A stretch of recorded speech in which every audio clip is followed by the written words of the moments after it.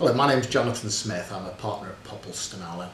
I'm going to talk briefly about the thorny question of people who, customers in your pub or licensed premises who are having a drink and who are then going to drive.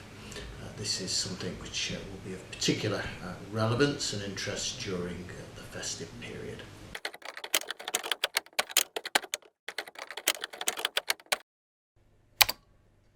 So are licensees responsible for their customers drink driving?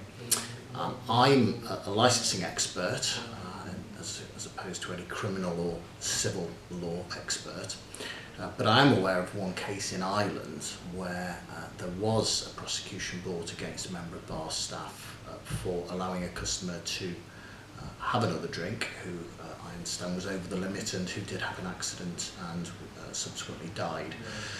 In that case, it was in Ireland. There was no criminal liability found against the member of staff, but that is the only case I'm aware of, and certainly I'm not aware of any case having been brought in England and Wales. However, under the Licensing Act 2003, there is a requirement under section 140 of the Licensing Act to not allow disorderly conduct on the premises, but of course, simply because somebody is over the limit does not mean they're going to be disorderly.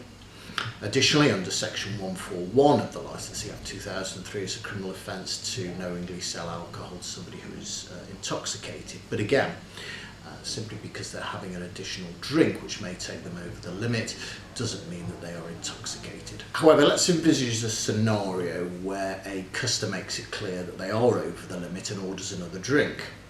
That conversation is overheard by members of the public.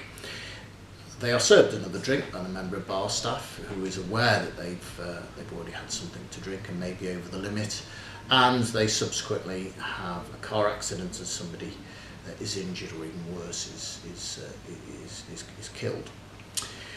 One can envisage the possibility of the police taking action against the premises licence, perhaps by way of a review of the premises licence, because at the end of the day the actions of a member of the bar staff have arguably or could have contributed towards that road accident.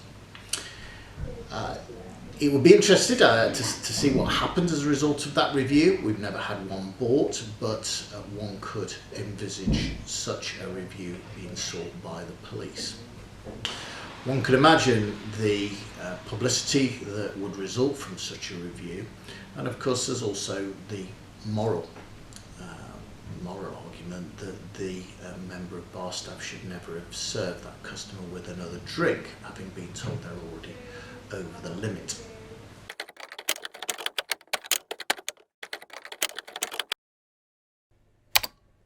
So my advice would be to anyone owning a pub or licensed premises to tell bar staff that if they believe that someone is maybe over the limit and they are seeking to buy another drink, that they politely refuse them service.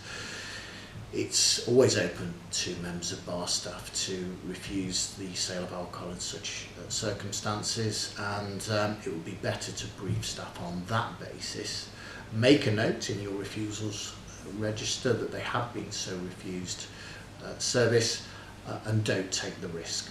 Enjoy Christmas, let your customers enjoy Christmas, but preserve your licence at all costs, and advise bar staff to err on the side of caution in such cases.